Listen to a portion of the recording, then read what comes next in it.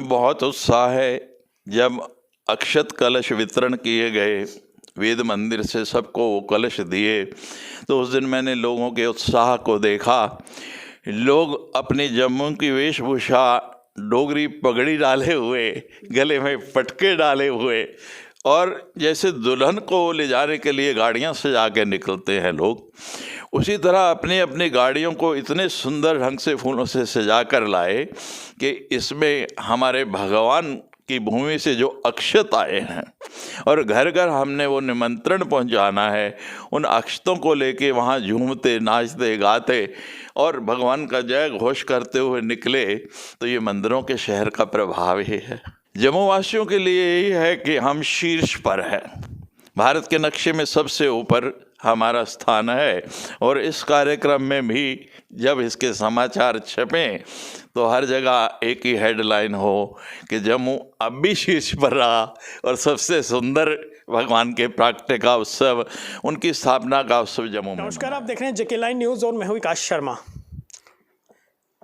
काफ़ी लंबे समय से संघर्ष चल रहा था और अब कहीं ना कहीं ये कहा जा रहा है कि 22 जनवरी को दीपावली मनाई जा रही है।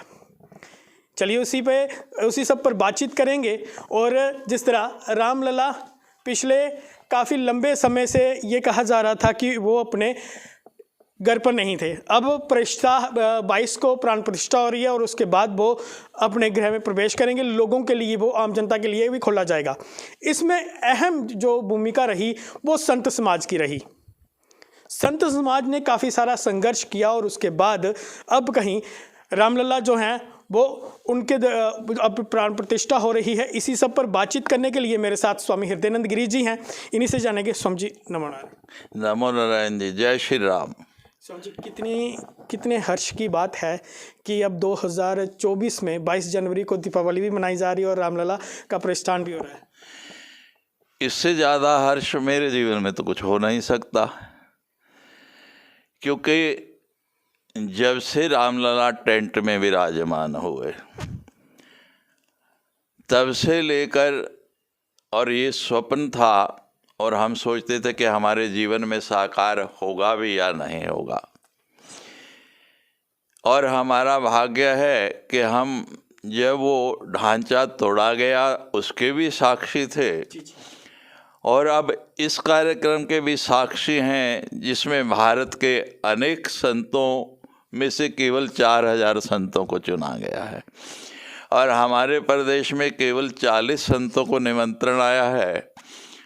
और माँ भगवती जगदम्बा और प्रभु राम की कृपा से ये सौभाग्य हमें भी मिल रहा है। हर व्यक्ति के जीवन में ये बहुत अहम दिन है। इतने लंबे समय के बाद सृष्टि के नायक मर्यादा पुरुषोत्तम राम अपने उस भव्य कक्ष में विराजेंगे, जिनका जन्म राज दरबार में हुआ। दशरथ बहुत बड़े राजा थे अयोध्या के।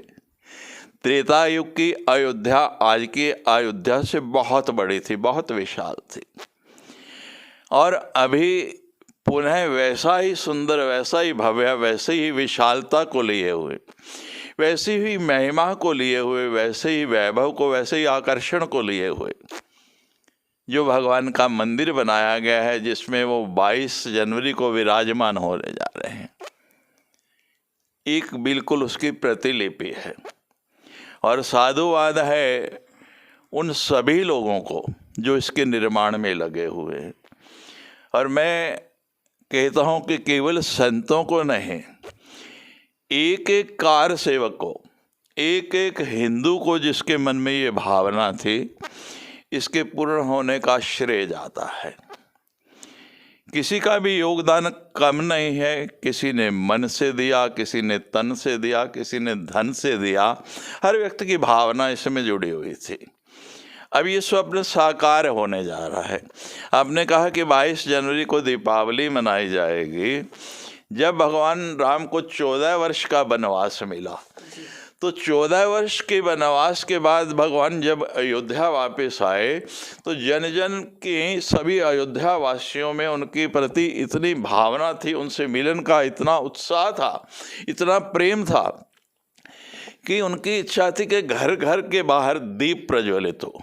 राम तो सूर्यवंशी हैं, सूर्य का प्रकाश कम नहीं है और सूर्य को दीपक दिखाना कोई बड़ी बात नहीं है, लेकिन लोगों की भावना ये थी कि हम अपने प्रभु का अपने घर के बाहर दीपक जला के रोशनी करके स्वागत करें। वो 14 वर्ष का अंतराल था।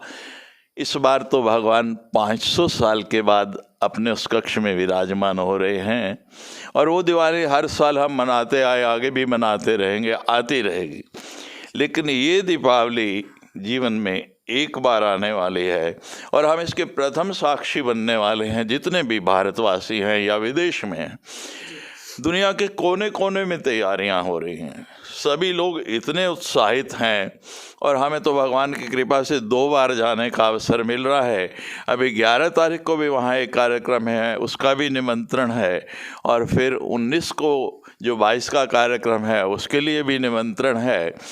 मैं हर भारतवासी से कहना चाहूँगा, संप्रदाय का, धर्म का इसमें कोई संबंध नहीं है, भारत का गौरव है। और मुझे निश्चित रूप से विश्वास है, जैसी अयोध्या बन रही है, 7 आश्चर्य दुनिया में पहले हैं, ये 8वां आश्चर्य होगा। और उन 8 आश्चर्यों में आने वाले समय में आप देखेंगे सबसे पहले अयोध्या का ही नाम लिया जाएगा। अपने घर में सभी दीपक जलाएं, कोई घर बचे नहीं, कोई कोना बचे नहीं। और दिन में जब ये कार्यक्रम हो तो स्क्रीन लगा के सामूहिक रूप से भगवान का स्मरण करते हुए देखें, क्योंकि केवल 7000 लोगों को वहाँ बुलाया गया है। उसके बाद तुरंत 2 दिन बाद सभी के लिए मंदिर खोल दिया जाएगा। जैसे जैसे जिसको अवसर मिले, समय मिले, उस समय आप वहाँ जाके दर्शन कीजिए।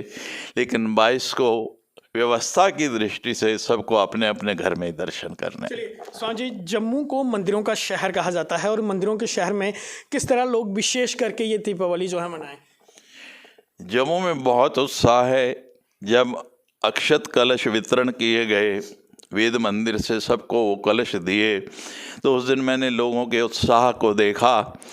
लोग अपनी जम्मू की वेशभूषा, डोगरी पगड़ी डाले हुए, गले में पटके डाले हुए, और जैसे दुल्हन को ले जाने के लिए गाड़ियां सजा के निकलते हैं लोग, उसी तरह अपनी अपनी गाड़ियों को इतने सुंदर ढंग से फूलों से सजा कर लाए कि इसमें हमारे भगवान की भूमि से जो अक्षत आए हैं और घर घर हमने वो निमंत्रण पहुंचाना है, उन अक्षतों को लेके वहाँ झूमते, नाचते, गाते और भगवान का जय घोष करते हुए निकले। तो ये मंदिरों के शहर का प्रभाव ही है। क्या मैसेज रहेगा जम्मू वासियों को आखिर में? जम्मू वासियों के लिए यही है कि हम शीर्ष पर हैं, भारत के नक्शे में सबसे ऊपर हमारा स्थान है। और इस कार्यक्रम में भी जब इसके समाचार छपें तो हर जगह एक ही हेडलाइन हो कि जम्मू अब भी शीर्ष पर रहा और सबसे सुंदर भगवान के प्राकट्य का उत्सव, उनकी स्थापना का उत्सव जम्मू में मनाया गया। चलिए बहुत बहुत धन्यवाद। तो जिस तरह स्वामी जी ने कहा कि जम्मू वासियों को रहना चाहिए कि बड़े उत्साह के साथ इस 22 जनवरी को मनाएं, क्योंकि कभी अगर कहीं भी समाचार पत्रों में यही छपना चाहिए कि जम्मू में बड़ी धूमधाम से इस 22 जनवरी को मनाया गया। फिलहाल आपको क्या लगता है?